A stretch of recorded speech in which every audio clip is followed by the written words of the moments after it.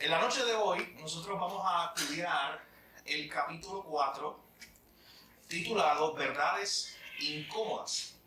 Así que yo le invito a que usted me acompañe a la página 77 de su libro.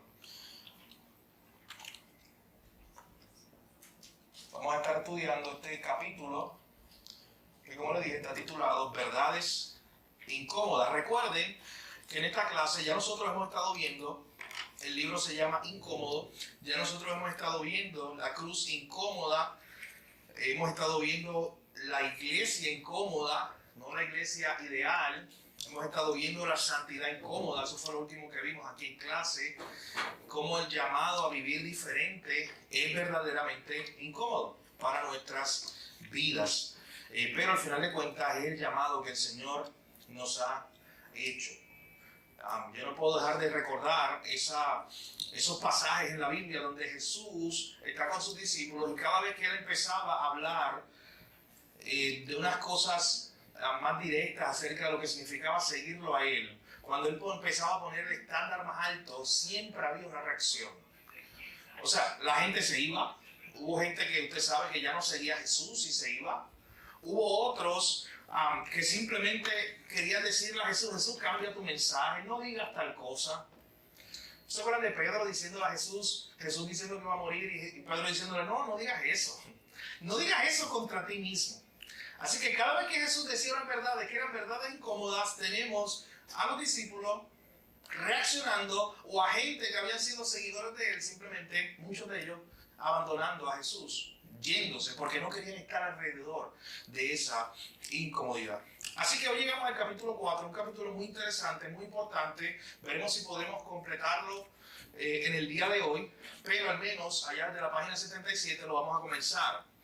El capítulo trata de lo siguiente: 3 verdades que son las más desafiantes para la gente del siglo XXI.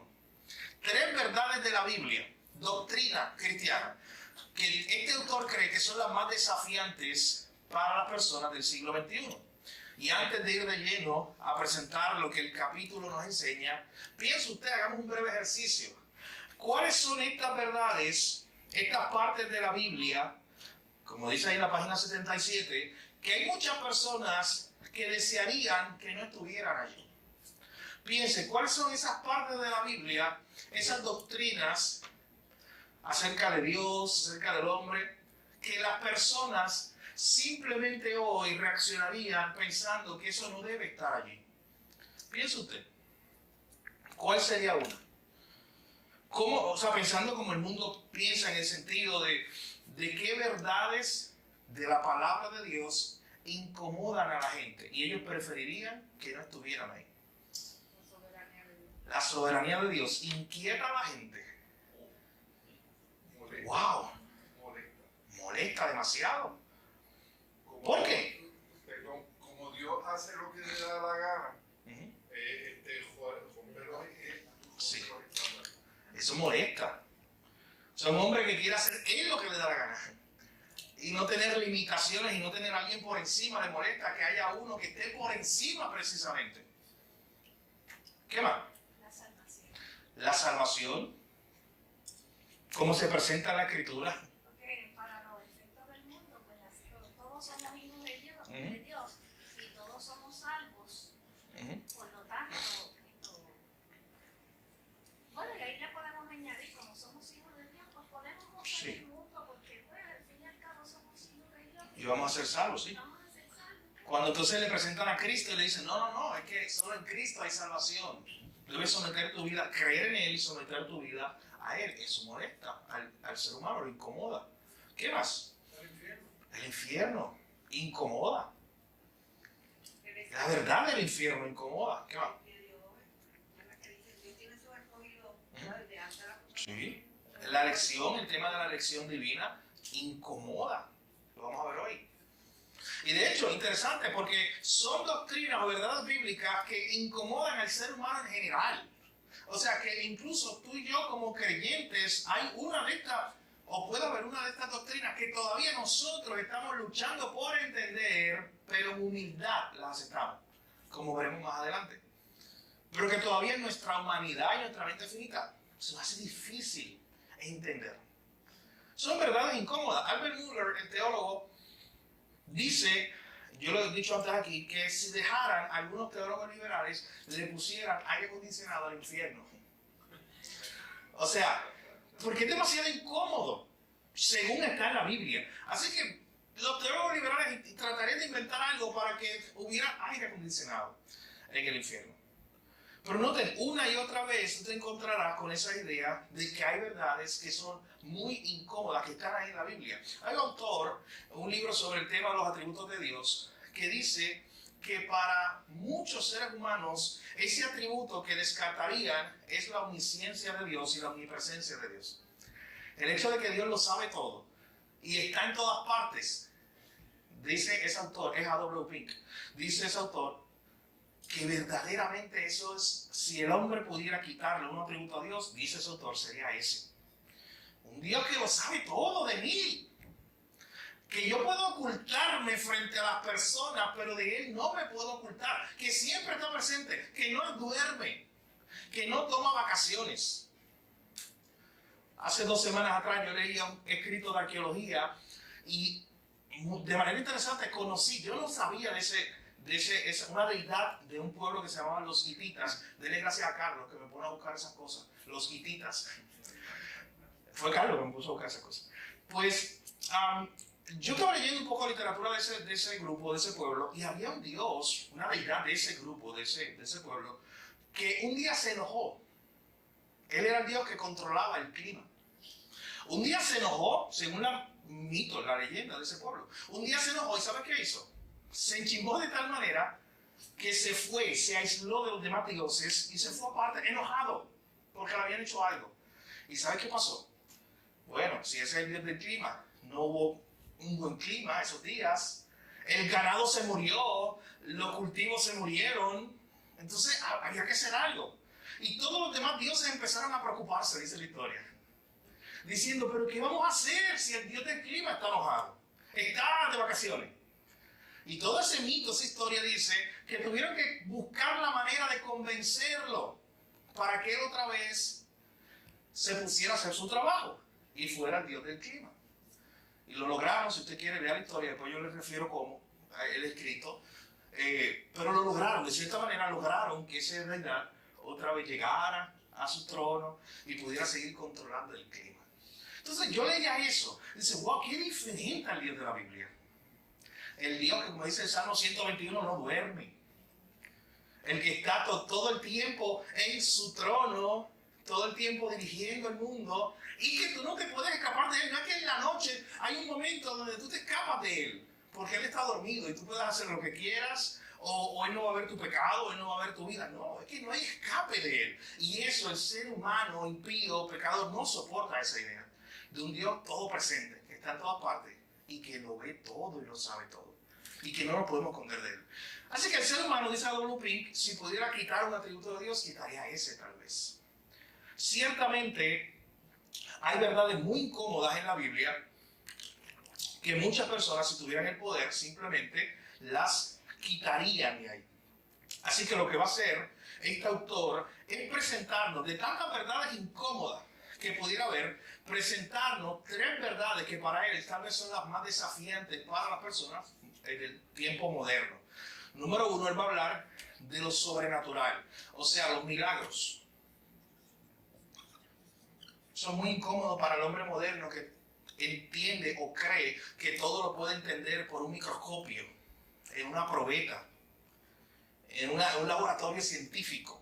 Que todo tiene una razón científica. Ese hombre moderno que cree que todo lo puede explicar por razones científicas, le es muy incómodo que haya milagros ahí en la Biblia que él no pueda explicar por su mente finita. En segundo lugar, nos dice el autor que este tema de la exclusividad del cristianismo es muy incómoda. Este tema de que solo Jesús es el único camino, como dice en Juan 14:6, el verso que está al inicio del capítulo, de que Jesús es el único camino, la única verdad, y que no hay camino al Padre, no hay acceso al Padre si no es por Él. Y es una verdad incómoda. Que las personas tengan miles y miles de opciones diferentes y tú le digas, sabes que ninguna de esas te va a llevar a tener vida eterna.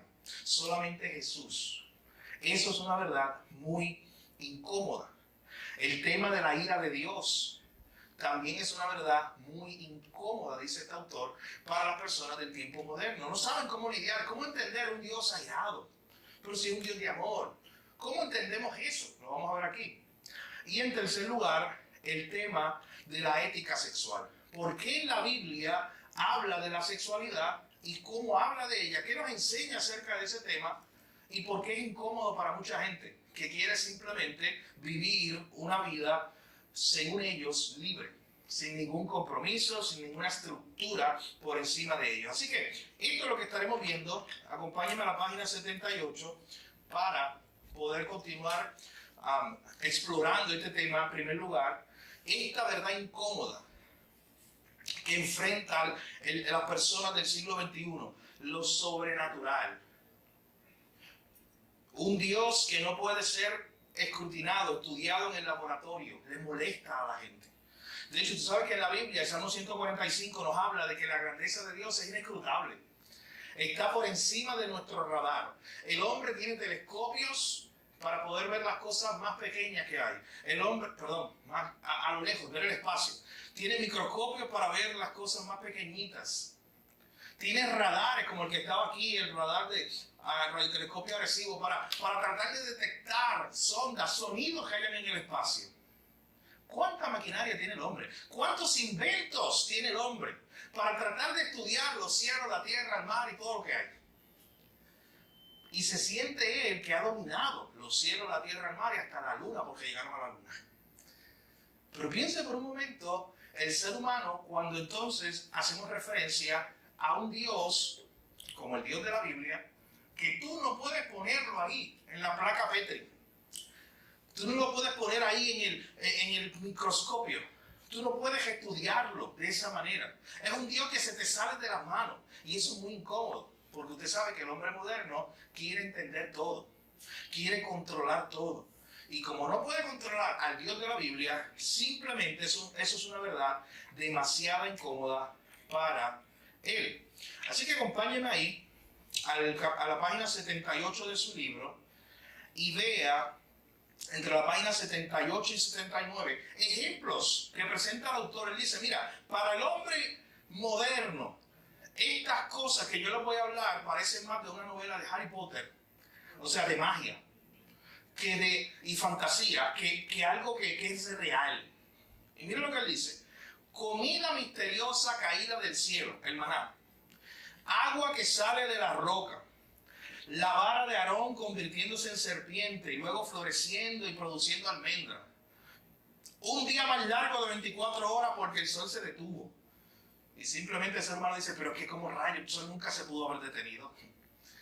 Eso nunca pudo haber pasado. Entonces choca con esta realidad y como su mente no logra entenderlo, no hay una fórmula, una matemática, una ley científica que él pueda poner ahí y dice, pues yo no voy a entender con esta ley científica. Como no lo logra, simplemente quiere descartarlo. 3 hombres que sobreviven en un fuego ardiente. ¿Se acuerdan de los amigos de Daniel? Así es. Un hombre que sobrevive al ser tragado por un gran pez. Esa historia por mucho tiempo fue una falacia para muchos. De hecho, era una de las historias de ficción favoritas de la gente. La historia de Jonás. No, eso es una parábola. Tenemos que buscar qué verdad espiritual está ahí. Pero es que sabemos, obviamente. Es más, yo he interactuado con personas que me han dicho, mira, vamos a empezar con Adán y Eva. Ellos no existieron. Yo he tenido esa conversación, de hecho, con un teólogo católico. Vamos a empezar por ahí. Adán y Eva no existieron. Eso es una parábola para tratar de explicarnos cómo se crearon las cosas. Y después te voy a explicar esa idea del arca de Noé. Eso es una parábola. El pastor Edgardo predicó de eso el domingo pasado. Pero eso no pasó. Eso está ahí como para enseñarnos algo. Una ilustración. De hecho, este teólogo decía, me lo dijo directamente, la Biblia empieza en Génesis 12. Todo lo que hay detrás de Génesis 12, eso es pura falacia. Eso es un cuento. Son fábulas. O sea, se chavó todo lo que hay detrás de Génesis 12. Adán, Eva, Noé, Babel, todo eso, la creación, todo eso es falacia. La historia de verdad comienza con Abraham. Eso es historia.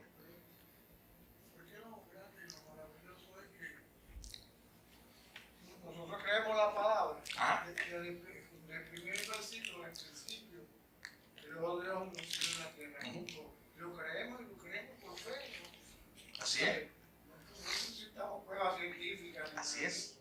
Y así, pues, lo que no entendemos, pues. Por fe también. Así es. Pero de hecho, ahorita vamos a hablar algo, vamos a presentar, hay un teólogo que vivió hace 1000 años atrás, se llamaba Anselmo, y él tiene una frase muy famosa que nos va a ayudar a entender eso. ¿Qué pasa con esas cosas que yo no entiendo? La Trinidad, el nacimiento virginal, el que Dios se hizo hombre. ¿Qué es eso del pesebre? Es que yo no entiendo. ¿Cómo es que Dios se hace hombre? ¿Y cómo es que muere en la cruz? Yo no entiendo eso. Así que vamos, ya mismo llegaremos ahí. Pero noten este autor presentando historia tras historia, que son simplemente rechazadas. Miren la página 79 arriba. Un hombre que sostiene una conversación con un burro que habla. Eso es imposible, eso es una parábola. O sea, eso está ahí para enseñarnos algo profundo de una verdad espiritual. María, una joven virgen que queda embarazada del Hijo de Dios. Eso es una burla. Literalmente eso. De hecho, usted sabe que hubo un grupo de judíos, teólogos, que muy temprano, en el tiempo posterior a Cristo, comenzaron a burlarse de eso. ¿Cómo que una virgen que de momento quedó embarazada por el Espíritu Santo? Eso es absurdo. Jesús sana a personas ciegas, sordos, leprosos. Jesús camina sobre el agua. Jesús convierte 5 panes y 2 pescados en comida para 5,000 personas. Jesús resucita a personas. Miren el último, el más importante. Jesús se levanta de entre los muertos. Todo eso, dice la mente moderna, que quiere poner todo esto en un laboratorio para tratar de entenderlo, dice, todo eso tiene que ser una falacia. Eso es embarazoso. Pero noten en la página 79, ahí en el primer párrafo, lo que nos dice el autor. Dice, los milagros son indispensables en el cristianismo. No podemos quitarle los milagros o nos quedamos sin cristianismo. De hecho, usted sabe que hubo teólogos liberales que decía, uno de ellos se llama Rudolf Bultmann, del siglo pasado, que decía que él quería quitarle todos los mitos a la Biblia. Decía, yo voy a ir a la Biblia, todos los mitos, hay que quitarle todos esos mitos para que el hombre moderno pueda creer en la Biblia. Tienes que quitarle todo eso. ¿Usted se acuerda lo que dice 1 Corintios 15? Pablo decía, si Cristo no resucitó, si eso es un mito, ¿qué pasa? En vano nuestra fe, y dice algo peor ahí, aún estamos en nuestro pecado. Y saben que a veces pasamos por alto esa parte de 1 Corintios 15. Ese pasaje es tan importante en la Biblia. Porque está diciendo, si esto es una falacia, una fábula, una historia que se creó, esto de Jesús y de que murió, y si Él no resucitó, Pablo dice, ¿sabe qué? Aún estamos en nuestro pecado. ¿Tú sabes lo que nos está diciendo? ¿Sabe qué? Vuelve al punto A, vuelve al inicio. Nuestro problema más grande no se ha resuelto. O sea, no tenemos esperanza. No tenemos solución si Cristo no resucitó. Así que los milagros son indispensables. Prescindir, segundo párrafo, prescindir de lo sobrenatural es despreciar la cristiandad. Si no hay un Dios sobrenatural, no hay resurrección, no hay Espíritu Santo, no hay nada. Y luego cita un autor diciendo, el mensaje cristiano no está cargado por lo milagroso, está indisolublemente ligado a lo milagroso. Los ciegos ven, una virgen concibe, un paralítico camina, un muerto resucita, asciende al cielo y envía el Espíritu Santo. Pero todo esto es muy incómodo para la gente moderna. Todas estas verdades, como no pueden ser explicadas por la mente moderna, simplemente son rechazadas. Son muy incómodas para la gente moderna. Así que piense por un momento, de hecho, noten lo que hace aquí el autor, ya estoy en la página 80. Él nos habla de Thomas Jefferson. ¿Usted sabe quién fue Thomas Jefferson? Fue uno de los padres fundadores de la nación norteamericana, uno de los primeros presidentes, tercer presidente de los Estados Unidos de América, cuando se había creado la biblioteca del Congreso, que es la biblioteca más grande del mundo hoy. Cuando se había creado originalmente, hubo un momento donde los ingleses atacaron en 1812 a Washington y quemaron los libros. Mucho dolor para los que amamos los libros. Quemaron la biblioteca. ¿Y tú sabes qué hizo Thomas Jefferson? Lo resolvió. ¿Sabes cómo lo resolvió? Tranquilos. Tomen mi biblioteca. Él le vendió su biblioteca personal, los libros de él, al gobierno. para que el gobierno pudiera de cero otra vez comenzar una biblioteca, que es la Biblioteca del Congreso, que hoy es la más grande del mundo. Él tenía 6,000 libros. Probablemente es el hombre que más libros tenía en todos los Estados Unidos de América. El hombre era un erudito verdaderamente. Lo interesante de este hombre es que interactuó mucho con la fe cristiana, pero nunca se comprometió con Cristo, porque él amaba la ética de Jesús. Él le encantaba la ética de Jesús, él era un admirador de Jesús. Yo he contado antes esta historia y ahí nos refiere el autor. ¿Usted sabe lo que hizo? Un día, de su inmensa biblioteca, tomó varias versiones de la Biblia. Buscó una navajita y comenzó a cortar pedazos tras pedazos que hablaran especialmente de grandes milagros de Jesús. Hasta que él compiló una Biblia que hoy se conoce como la Biblia de Jefferson. Tiene como 17 capítulos, algo así. Es pequeñita. Donde solamente trata sobre la filosofía y la enseñanza de Jesús. De hecho, ahí hay algo, Carlos, lo logré pasar. Creo que es el tercero. Miren cómo se acaba esa Biblia. Lo que van a ver ahí en pantalla es los últimos 2 versículos de esa Biblia. Ahí está. Luego de Jesús morir, dice lo siguiente: pusieron a Jesús en una tumba y luego se hizo rodar una gran piedra a la entrada del sepulcro y se fueron. Hablando de Nicodemo y José de Arimatea, que habían bajado a Jesús de la cruz, lo habían llevado a una tumba, pusieron una gran piedra y se fueron. Punto. Le pasa la página y tiene la contraportada. Y dice, ¿qué pasó aquí? No hay más nada. Se acabó la historia. Así quería Jefferson que se acabara la historia. Solamente con un Jesús moral, un maestro, que me iba a enseñar algunas cosas, pero allí se quedó. El Jesús de Jefferson está allí. De hecho, usted sabe qué él hizo con Lucas 2. Yo estaba leyendo que cuando yo prediqué de Lucas 2 los otros días aquí, de los pastores, cuando él estaba en esa parte de Lucas, ¿sabe qué hizo con los ángeles? Le dio tijera. Lo quitó. Dijo, no, ¿qué es eso de los ángeles cantando? ¿Y qué es un salvador? ¿Qué es eso? Quítalo, rómpalo. Y lo sacó. Él no quería a un Jesús milagroso, divino. Él quería un Jesús humano que me pueda decir algunas enseñanzas. Porque él no podía explicar lo milagroso. Y con su mente finita él decía, pues si yo no puedo explicarlo, eso es imposible. Si es contrario a la razón, yo lo desecho. La teología liberal, esos teólogos del siglo XIX especialmente, alemanes, europeos, norteamericanos, quisieron precisamente quitar todos los milagros, tratar de quitar todos los milagros. Y nos quedamos sin cristianismo, literalmente. Nos quedamos sin la base del cristianismo, que es la resurrección de Cristo. De hecho, hasta los años 80 y 90 hubo un grupo de eruditos. Esta gente eran personas bien preparadas, profesores de universidades, que eran expertos, muchos de ellos, en temas relacionados con el cristianismo, los idiomas antiguos. Ellos hicieron un grupo y se le llamó el Seminario de Jesús. Y el Seminario de Jesús, ¿sabe qué hizo? Imagínate que aquí tenemos la hermana, no está Jorge ahí, así que aquí tenemos la hermana que tiene un PhD en griego antiguo. Y tenemos a David, que es un erudito en arqueología de ese tiempo, en la historia de Jesús. Y nos reunimos. Tenemos a la hermana Milagro, con 3 doctorados en lingüística. Y nos reunimos un día y empezamos a leer con Biblias abiertas, verso por verso del Nuevo Testamento, especialmente los Evangelios, la historia de Jesús. Creo que eran 72. El grupo, sí. Y nos ponemos a leer.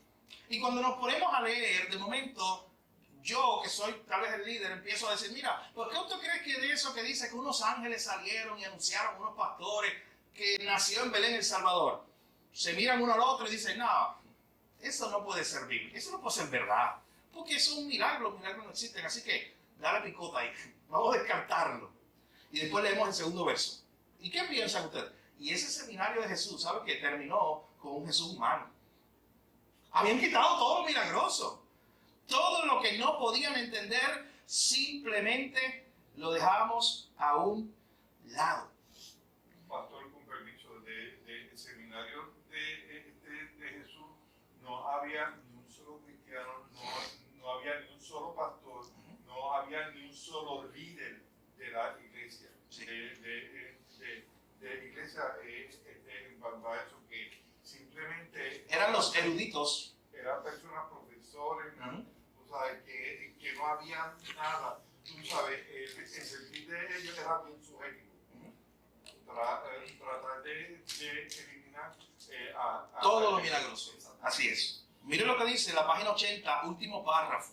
Y esto es muy importante. Dice, y aquí yace el argumento detrás de la cuestión de la barrera sobrenatural de la fe. ¿Por qué mucha gente se opone a esto, a los milagros, a lo sobrenatural? Él dice, porque lo sobrenatural enfrenta el orgullo humano, porque pone límites a lo que podemos saber y entender, lo que es incómodo para nosotros. Como nos pone límites y el ser humano quiere saberlo todo y quiere escudriñarlo todo y quiere sentirse superior a todo, cuando se acerca a Dios se da cuenta que Dios es inescrutable, así que no puede estudiarlo en su probeta, su microscopio, se siente incómodo porque pone límites a lo que podemos saber de Él. De hecho, usted sabe que por eso existen pasajes difíciles en la Biblia. Pastor Gallo y yo hace poco tuvimos una conversación muy interesante de eso. Pasajes difíciles de la Biblia están ahí con un propósito. Hay cosas que son difíciles de entender para nosotros. Traten de explicar y entender las visiones de Zacarías. Eso es muy difícil. Ezequiel. Los discursos de los amigos de Job. Es bien complicado. Hay muchos pasajes difíciles. Yo no quiero tirar la tierrita y después irme. Porque sé que después nos van a coger a Pastor Carlos y a mí, nos van a tener hasta las 11 de la noche aquí preguntando. Pero ¿quiénes rayos eran los hijos de Dios que se casaron con una mujer en la tierra, en Génesis 6? ¿Qué es eso? No vengan a preguntarme al final. Mira, yo estaba leyendo eso ahorita aquí. ¡Ay, qué bien, qué bien! No, podemos tener buenas conversaciones de eso. Quizás no hoy, pero mire, son cosas complicadas. Pero ¿por qué la Biblia? ¿Por qué la Biblia presenta esas cosas así? Temas difíciles, temas que no son tan fáciles de entender para nosotros. Hay un autor, un pastor, se llama Sam Storms, está ahí la cita, creo que es la primera, que mira lo que nos dice acerca de los textos difíciles, de por qué en la Biblia hay pasajes que son difíciles de entender. Miren lo que él nos dice acerca de este tema. Dice, sí, gracias. Él inspiró, hablando de Dios, textos complicados, entre otras razones, para que no nos volvamos presuntuosos, arrogantes y autosuficientes en nuestro trato y comprensión de la Biblia. Dios inspiró textos complicados para obligarnos a orar por iluminación, para indagar profundamente en el texto y otros recursos que podrían ayudar en nuestro entendimiento, y para llevarnos a la completa dependencia de Él y su sabiduría en lugar de la nuestra. ¿Por qué Dios permitió que hubiera textos ahí que tú no entiendes y probablemente no vas a entender? Precisamente para eso. Porque ¿qué pasaría si tú entendieras todo? ¿Cuál tentación hubiera ahí? Si fuera muy fácil de entender todas las cosas que están ahí. Soberbia, orgullo. Es que realmente nosotros nos echamos para atrás, imagínate. Es normal, imagínate. Mira, qué tremendo es así. Es con las historias que son un poquito más tranquilas ahí, con qué sé yo, los salmos, unos salmos más fáciles, los evangelios, y nos echamos para atrás, ¿verdad? Imagínate con esa historia ahí. Pero es verdad, ¿para qué están ahí? Miren, para que ninguno de nosotros, mi hermano Hugo, con sus 40 años del evangelio, no pueda decir, ¿sabes qué, pastor? Yo no voy a venir ya el próximo domingo, porque es que todo lo que tú has predicado, eso ya yo lo sé. Ya yo he leído toda la Biblia cuántas veces, imagínate. Ya yo he escuchado cuántas predicaciones. Es más, ya yo leí esto de Génesis y Apocalipsis, después lo hice al revés, después lo leí de Apocalipsis a Génesis. Lo leí en griego, Hugo. Lo leí en hebreo, en los idiomas originales.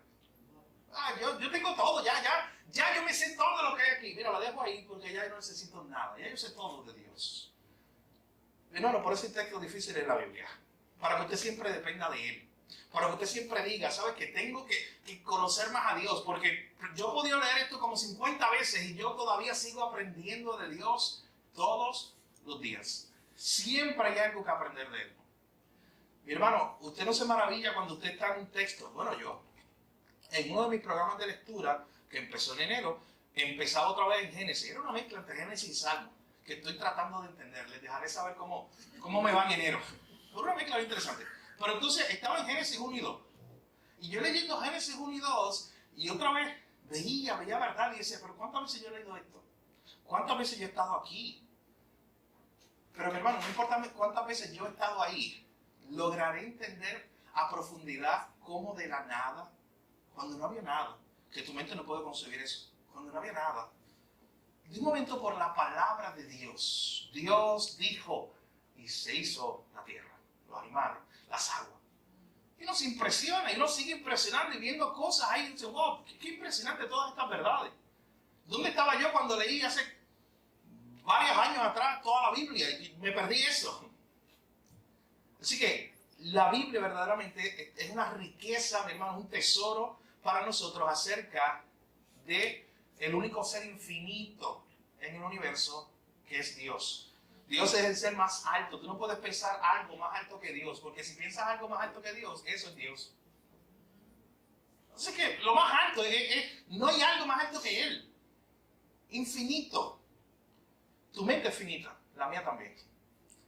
¿Por qué entonces, mi hermano, si el Dios infinito nos ha hablado de Él, Dios escribió un libro, ¿por qué no lo lee? ¿Por qué yo no lo leo? ¿Por qué lo tengo tan en poco? Dios, mi hermano, escribió un libro. ¿Usted sabe qué? Mire cómo es el ser humano. Si de momento llega alguien, un grupo de personas, de estos que les gusta siempre estar pendiente a lo nuevo, a cuanto viento de doctrina, como dice Pablo, y de momento llega alguien con lo último en la avenida, diciendo, ¿sabes qué? Tengo el último libro, está fresquito del cielo, todavía huele a cielo. Lo escribió el ángel Gabriel. Yo me haría millonario con eso. Sí, y muy famoso en el mundo. Y me viajaría al mundo. Y tendría millones de seguidores probablemente. Porque este libro lo escribió el ángel Gabriel. Y yo se lo estoy dando para que ustedes lo lean. Y la gente está aquí atrás de eso. De hecho, ¿sabes qué? Muchos bestsellers que se venden son de eso. Son cosas esotéricas, cosas de hipnoticismo, que si fulano, aquel, Los Ángeles. Déjame decirle que hay cristianos que lo compran Claro. y lo creen. Y le dedican más tiempo y lo leen más que la misma Biblia. Sí. No, que si esto lo escribió el ángel Gabriel. O esto lo escribió, qué sé yo, el arcángel tal. Le ponen nombre y se inventan cosas. Y eso están detrás leyéndolo, ¿no? Porque eso lo escribió un ángel, claro. Si lo escribió un ángel, yo quiero leerlo, dice la gente. Entonces tú le dices, no, mira, pero ven acá. Esto lo escribió Dios. Toma. Dios lo escribió. Y para esto no tenemos la misma excitación, el mismo deseo, la misma pasión. Mi hermano, siempre considere que cuando usted está viendo la Biblia, está viendo la palabra de Dios. A Dios mismo hablándole. Ese Dios infinito, el Dios del universo. Y usted puede leer, escuchar su voz, leer lo que él dijo. Y como es un Dios infinito, su palabra, mi hermano, para usted es un caudal infinito. Que usted nunca terminará y dirá, ¿sabes qué? Ya lo sé. Todo. De hecho, hay un autor, ahora sí, Carlos, ahora sí la primera frase. Él se llama Anselmo de Canterbury. Como le decía, él vivió hace 1000 años atrás, más o menos. Un importante teólogo y filósofo en la época medieval. Y él escribió una de mis frases favoritas de toda esa época medieval. Él decía, Dios creó al hombre a su imagen para que el hombre pudiera ser consciente de él, para que pudiera pensar en él y para que lo pudiera amar. El creyente, miren lo que dice al final, el creyente no busca entender para poder creer. El creyente cree para poder entender. Porque a menos que crea, no entenderá. O sea, miren cómo este autor que vivió en esta época medieval donde se estaba debatiendo el tema de la fe y la razón. Vamos a estudiar la Trinidad. Pues vamos a tratar, decían los filósofos, vamos a tratar de explicarla con la razón, con mi mente humana. Si yo no puedo explicarla con mi mente humana, ¿sabes qué? Desechado. Es una falacia.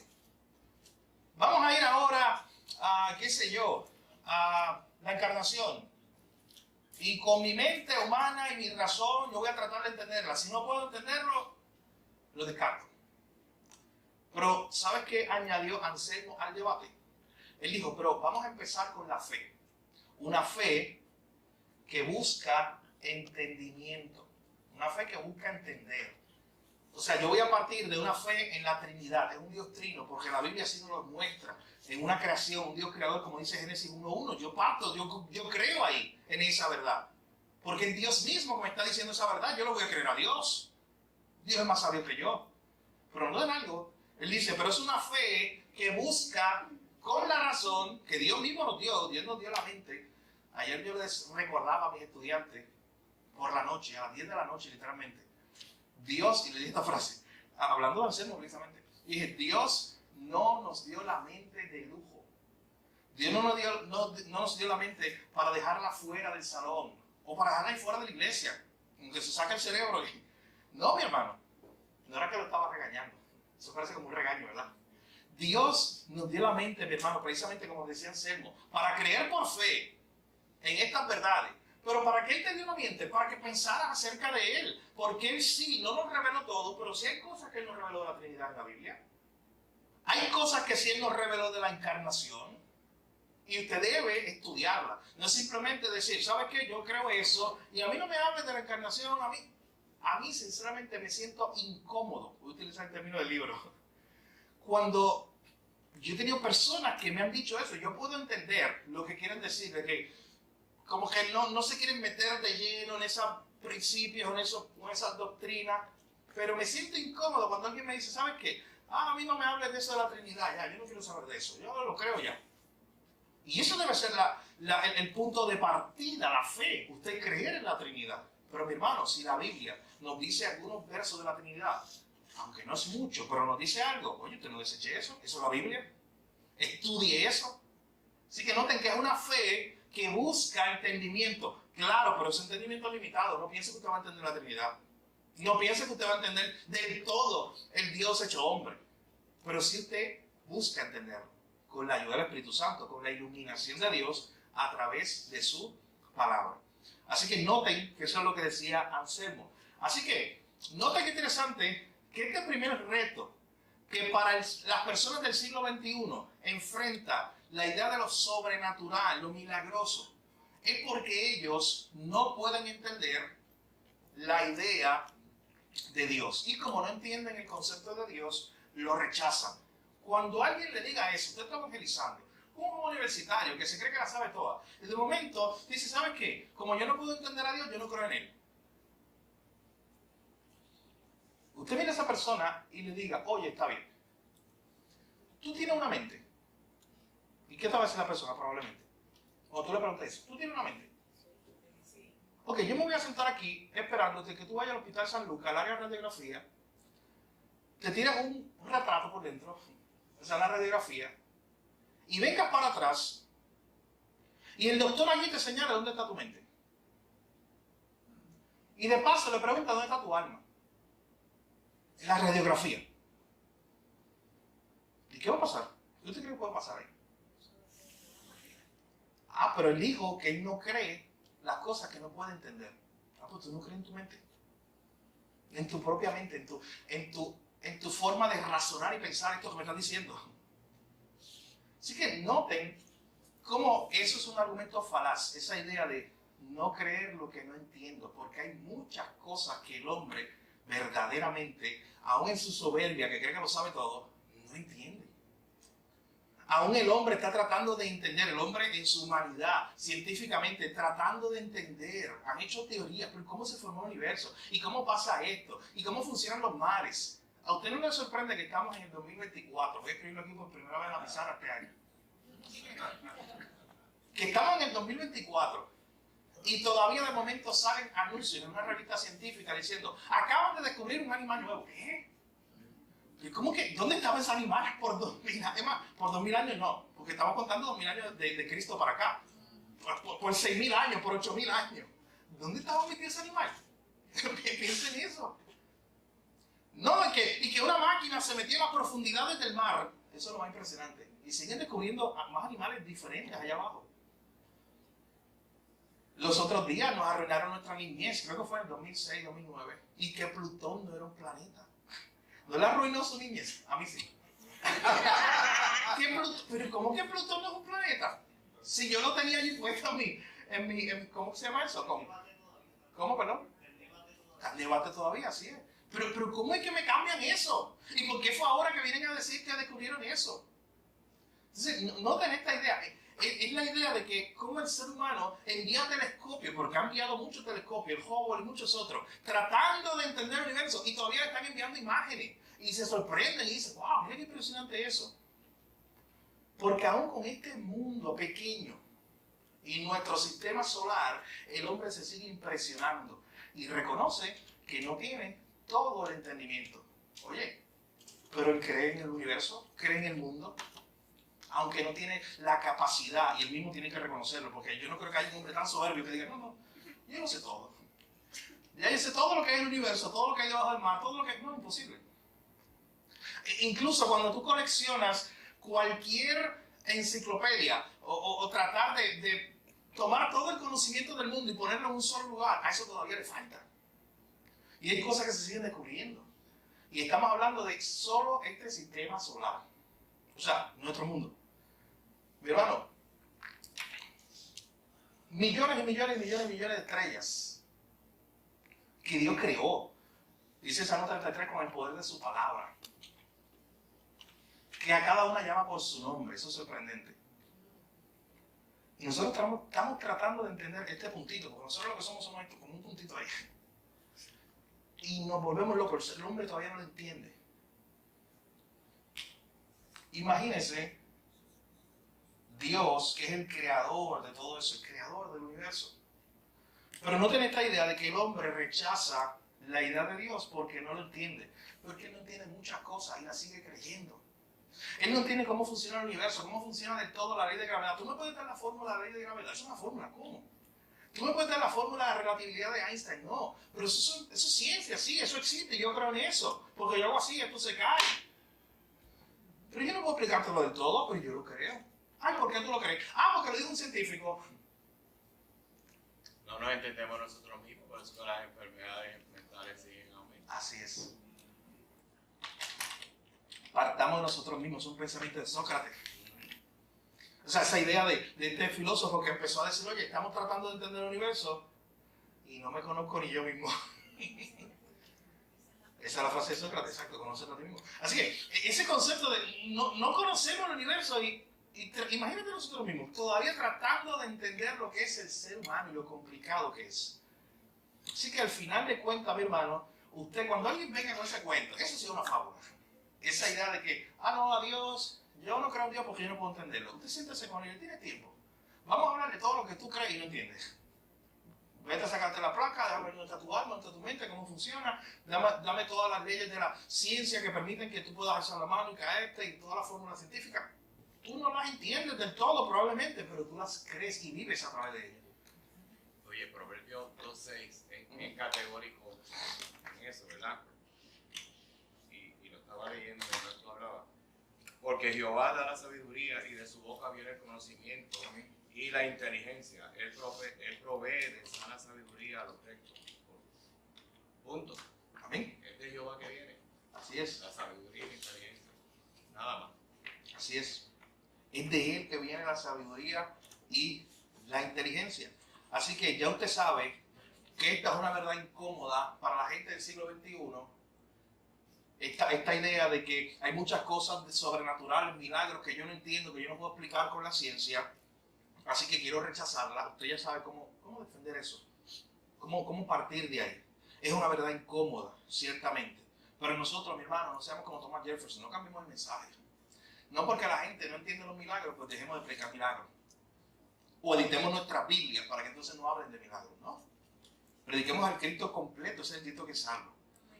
Bien. Pastor, Sí. yo tengo una pregunta. Entonces, No de los ángeles caídos y... pero es que me viene a la mente lo que creen en el cesacionismo. Sí. Claro, entonces, ¿cómo quedan ellos? Claro, creen en los milagros. Es un tema que vamos a tocar aquí más adelante. Pero, sí. Sí. Pero, es un paréntesis muy rápido. Hay dos teorías para tratar de entender en la Biblia los milagros. Está el grupo cesacionista y está el continuista. Pero esto no es como blanco y negro, esto no es tan fácil. O sea, no es que el cesacionista no cree en los milagros y que el continuista los cree. No, no es así tan fácil, no. Porque cuando hablamos del cesacionismo, hay muchos grados de cesacionismo. O sea, hay una idea que presenta de que hay unos milagros, específicamente hablando de los milagros del Nuevo Testamento. Esos milagros que ocurrieron, y tú ves ahí en el tiempo de Jesús, en el tiempo de los apóstoles, que esos milagros no necesariamente se van a repetir por las próximas generaciones porque tuvieron un propósito específico. Y miren cómo se explica esto. Ejemplo, en la Biblia usted ve cuando hay eventos milagrosos, pero así extremos, me refiero, resucitación de muertos, sanar enfermos, en el Antiguo y en el Nuevo Testamento.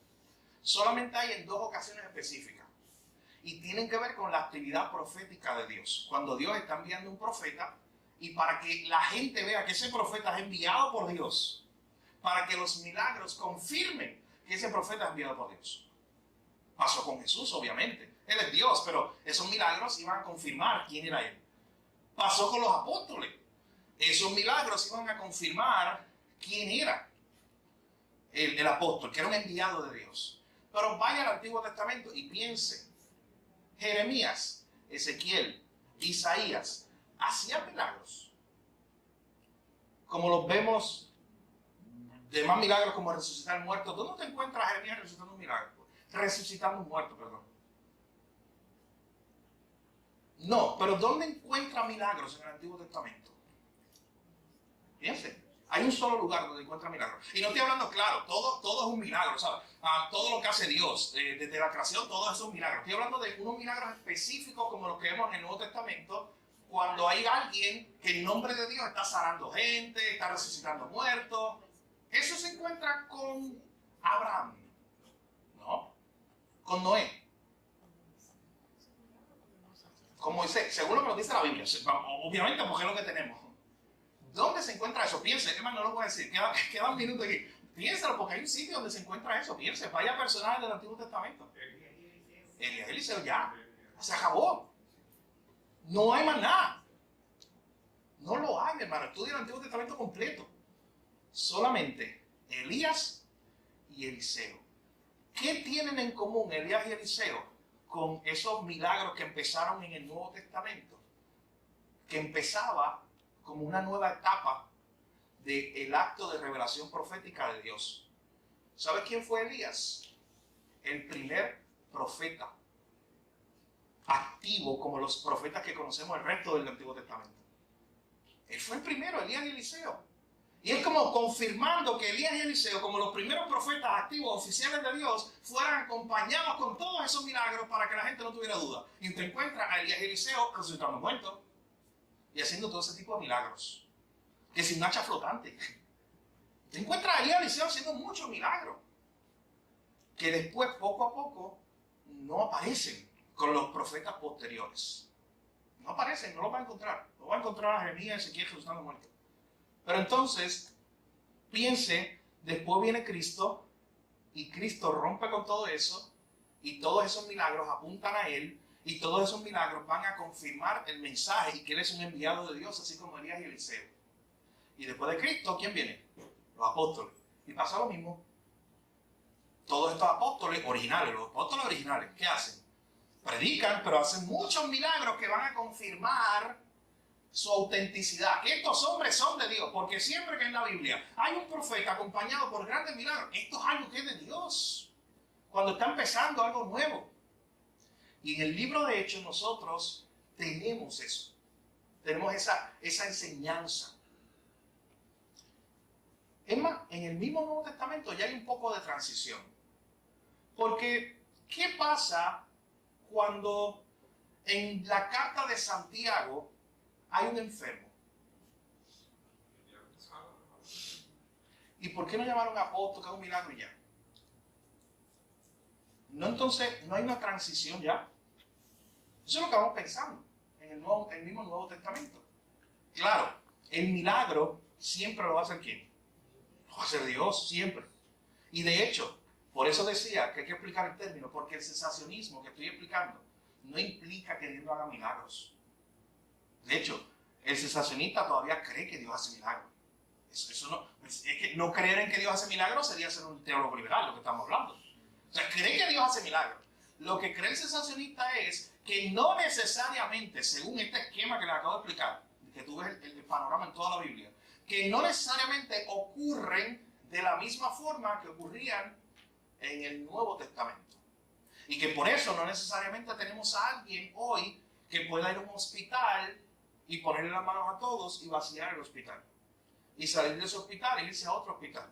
Y salir de ese hospital e irse a otro hospital. Eso no ocurre así. El milagro siempre lo ha hecho ¿quién? Lo ha hecho Dios. Así que aún el cesacionista lo que está creyendo es decir, Dios hace el milagro, pero son los medios que probablemente han cambiado. O sea que en un momento dado específico él tenía a un hombre como Elías y Eliseo, como Jesús, obviamente que Dios, como los apóstoles originales, pero no necesariamente en el resto del camino hay hombres que tengan esos mismos dones. Es como si esos dones específicos se hayan dado en unos momentos específicos en la historia de la revelación. Eso es lo que explica el cesacionismo. El continuismo, por otra parte, lo que entiende es que esos mismos milagros y dones para hacer milagros, o sea, el que yo pueda tener el don, yo, de hacer un milagro y sanarte, como lo tenía Pedro, o el que incluso, porque yo quiero que sepa algo, hay continuistas que creen incluso de igual forma que todos los dones que hay en el Nuevo Testamento, todo lo que tú hayas visto ahí, puede pasar igual a través del poder de alguien, que yo puedo tener ese don para resucitar muertos. Que yo lo puedo tener, yo con mi persona. ¿Entiendes la idea? Entonces, esa es la idea del continuismo, de que todos esos dones todavía están ahí en alguien. El cesacionismo lo que dice es, no, los dones, o los milagros, perdón, siempre están en Dios, Dios siempre va a hacer milagros, Él nunca va a dejar de hacer milagros, si no fuéramos teólogos liberales, pero son los medios que Él utiliza. En un momento dado tenía Eliseo y Elías resucitando muertos, haciendo milagros aquí y allá. En un momento dado tuvo a Jesús, en un momento dado tuvo a los apóstoles, pero después en la transición de las cartas, estudia las epístolas. ¿Por qué en las epístolas no hay tanta actividad milagrosa? Piensa en eso. O sea, tanta actividad milagrosa como la hubo en el libro de Hechos, de ese tipo de cosas. Porque hubo poco a poco una transición. Igual forma, cuando Santiago está escribiendo su carta, ya empieza a hablar de ese medio que ahora utiliza Dios. ¿Qué es cuál? Cuando hay alguien enfermo. Orar, porque no es que yo tengo el don como pasaba en ese tiempo. Vamos, miren, ¿por qué Santiago no dijo, llamen al hermano que tiene el don de sanidades y que venga aquí? ¿Por qué él no dijo eso? Hay una transición. ¿Y qué él dijo? Vengan los pastores. ¿Y qué vamos a hacer? Orar. Llamen a los ancianos y vamos a orar. Y ese es hasta hoy, claro, lo que tenemos. O sea, lo que creemos es que usted puede hacer el milagro. Usted. No. Usted tiene el don para hacer el milagro. Usted como persona. No. ¿Creemos en los milagros? Claro. ¿Por qué oramos por que Dios sana a la gente? Bueno, porque yo creo que Dios puede sanar a la gente. ¿Por qué oro para que, mira, que tengo un problema bien grande? Un hermano viene a decirme, mira, que hay un problema bien grande que tenemos. Si puedes ayudarme a orar por esta situación. ¿Por qué yo oro por eso? ¿O usted ora por eso? Oye, Dios hace milagros, usted lo cree. Dios no ha cambiado, el mismo ayer y siempre. Así que ese es el debate que existe hasta hoy. En ambos grupos, mis hermanos, hay buenos hermanos en la fe. O sea, son posturas teológicas. Y yo pudiera mencionarle a muchos de esos famosos predicadores que usted escucha, Sujel Michelet, Miguel Núñez, y están en el espectro, están ahí. Y usted puede también ver algunos otros autores que usted escucha, que usted lee, y están en el otro espectro. Y usted los respeta como pastor, como hermanos en Cristo. Pero es importante que si usted entienda esa idea de que ningún grupo está desechando o está dejando a un lado de que Dios no hace milagros. Lo que están tratando de entender son posturas tratando de entender cómo es que se dan esos milagros. Si es que alguien, una persona hoy tiene ese don para dar ese milagro, o es que en media hora, y que Dios siempre hace milagros, pero pone a su iglesia a orar. Sí. Es que la palabra en sí, ¿verdad? Es como bien radical. Cesar, sí. Entonces, no lo veo como... Sí. Pero siempre tuvo que ver con el cesar de unos dones específicos del Nuevo Testamento. Nunca tuvo que ver con el cesar de que Dios ya no hace milagros. ¿Saben por qué? Porque si eso fuera así, oye, pues ya no pudiéramos creer ni en la salvación, porque ese es el primer milagro. De hecho, eso es otra cosa. La gente por ahí quejándose, no, que no pasan milagros. Oye, ¿pero qué milagro tú quieres? Alguien que está muerto espiritualmente y resucitó. Dios le dio vida cuando estaba muerto. Y ahora está vivo. ¿Sabes que ese es el mayor milagro de todo? Después de la resurrección, es ese. Tú y yo. Lo que pasa es que muchas veces tenemos el concepto de que el milagro es cosa, por ejemplo, yo era ciego y ahora veo. Claro, sí. Estaba sordo y ahora Sí. escucho. Y Ah. ¿verdad? Porque no sé qué estaba Sí. mencionando. No ven desde ese aspecto. Claro, sí. No desde el aspecto de De lo que es un milagro en términos generales, una obra sobrenatural de Dios, que se puede manifestar de muchas maneras. Y vuelvo y repito, y yo tengo muchos testimonios de eso, usted también debe tenerlo. Oye, Dios ha hecho milagros en su vida, aparte del de la salvación. Usted no tiene situaciones en su vida donde dice, esto es un milagro. Mi salud, probablemente, pues usted puede decir, no, pues yo soy un milagro. Tal situación que eso era una causa perdida. Y Dios hizo verdaderamente un milagro para resolver eso. Eso lo vemos todos los días. Así que nosotros creemos fielmente, porque así la Biblia lo dice, que Dios es un Dios que sigue actuando en este mundo. Mi hermano, Dios nos ha ido de vacaciones. Creo que se llamaba Telepani o Telepuni, un nombre bien raro. El Dios que yo les dije ahorita, de los hititas, que se fue de vacaciones enchismado porque algo le hicieron. No, nuestro Dios sigue gobernando, mi hermano. Él sigue controlando todo. Él sigue haciendo milagros todo el tiempo. Él sigue interviniendo en la tierra. Dios no formó la tierra y se olvidó de ella, no. Él sigue actuando todos los días. Así que es importante nosotros reconocer eso. Dios ha hablado a través de su palabra. De hecho, eso es otro de los, y con esto termino, otro de los puntos que se presentan aquí en este debate. De que si Dios todavía tiene un profeta en la tierra que pueda hablar con la autoridad de él. Versus el decir que Dios habló en su palabra. Entre Génesis y Apocalipsis Dios habló. O sea, para algunos lo que era el don de la profecía cambió y ahora se convierte, por ejemplo, lo que yo estoy haciendo cuando estoy predicando, es parte de un don profético. En el sentido, lo que hace el pastor Carlos cuando está predicando, en el sentido de que estamos exponiendo, hablando algo de Dios. Pero no, mi hermano, nunca lo piense así. Yo sé que usted lo sabe, pero quiero recalcárselo. Nunca piense que hay una actividad profética directa de Dios, donde yo estoy aquí y yo voy a tener esto a un lado, la Biblia, y yo le voy a decir algo en nombre de Dios. O el pastor Carlos le va a decir algo en nombre de Dios. Todo lo que nosotros le vamos a decir en nombre de Dios, es empezando con esta frase. Dios dice en su palabra. Aquí está, porque está aquí. Así que eso es parte también de ese debate. Pero Dios sigue actuando, mi hermano. Dios sigue hablando por medio de su palabra. Eso no ha cambiado. Está ahí disponible para nosotros. Y eso es un milagro que nosotros vemos todos los días. Así que, para terminar este primer punto, porque ni siquiera podemos ir al segundo, al tercero. Para terminar este primer punto, es uno de los retos más grandes, el tema de lo sobrenatural. El tema de los milagros y todo ese tipo de cosas. Que la gente simplemente dice, ya yo no puedo entender eso, así que yo no creo en eso.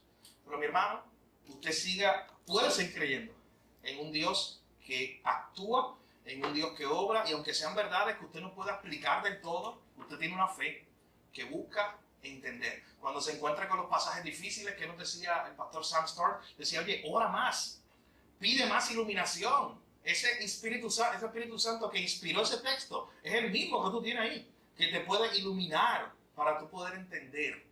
Hermano, no todo el tiempo, yo tengo cientos de libros ahí en mi casa y no todo el tiempo, de hecho nunca he tenido ese privilegio de tener, bueno, una vez nada más, con mi tío, de tener a un autor de un libro contigo, donde tú puedas estar con él con el libro y te diga, mira, ¿y esto que escribiste aquí? ¿Qué tú quisiste decir? Imagínate que Rosa escribe un libro. Y entonces nos podamos sentar con el autor y ahí directamente, imagínate esa experiencia. Yo leyendo y el autor del libro ahí, no, ¿y esta oración qué dice? Y yo no la dejaría quieta ahí. ¿Y esta segunda oración qué dice? Y leeríamos oraciones más. ¿Y qué quisiste decir aquí? Hasta que ella me diga, mira, ya lee el libro. Para eso lo escribí. Pero imagínense ese momento donde yo tenía un autor conmigo. Hermano, eso usted lo tiene todos los días cuando usted abre la palabra de Dios y tiene el autor divino consigo, dentro de sí, todo el tiempo. Si usted quiere preguntarle algo, pregúntaselo. Acceso tiene a través de Cristo para ir al Padre y tiene el Espíritu Santo en usted para poder entender la palabra de Dios. Así que, mi hermano, si Dios permite, el próximo miércoles nosotros vamos a continuar capítulo 4. Siga leyendo estos 2 puntos, son muy importantes y son de mucha edificación. Son más retantes aún esa última porción del libro. Así que va a ser muy interesante. ¿Ah? Está sabrosa. Amén. Así que vamos a orar. Disculpen el tiempo que nos tomamos de más. Vamos a orar para entonces cerrar esta parte. Padre, gracias por esta oportunidad de estar juntos, de estudiar tu palabra, de estudiar este tema, Señor. Oh, Señor, no queremos ser de aquellos que como este mundo rechaza los milagros, rechaza lo sobrenatural, pues nosotros vamos a cambiar el mensaje. Señor, guárdanos de eso. Ayúdanos a siempre predicar ese mensaje de salvación, que es el milagro más grande después de la resurrección. Ayúdanos a predicar del Cristo resucitado, sin vergüenza, Señor. Incluso hay cosas que no lograremos entender del todo, pero ayúdanos a creerlas por fe y a partir de ahí, Señor, para tratar de entenderlas mejor cada día. Señor, tú eres un Dios infinito, el Dios que creó todas las cosas, el Dios que sigue obrando, el Dios que no ha abandonado esta tierra. Tú sigues obrando y nosotros creemos en ti, en tus milagros, en tu obra, en tu poder, Señor. Gracias te damos por este tiempo y esta enseñanza. En tu nombre, Jesús, te lo pedimos todo. Amén.